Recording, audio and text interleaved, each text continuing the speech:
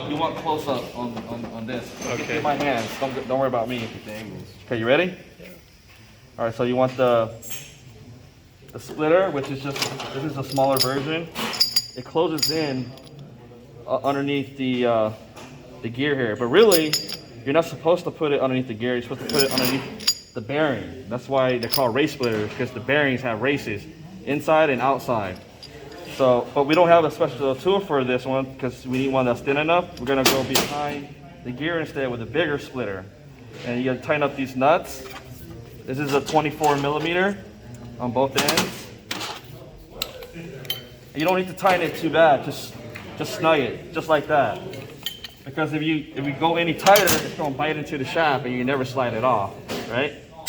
So just like that. See the fitting? Just like that. Okay, go ahead and stop it.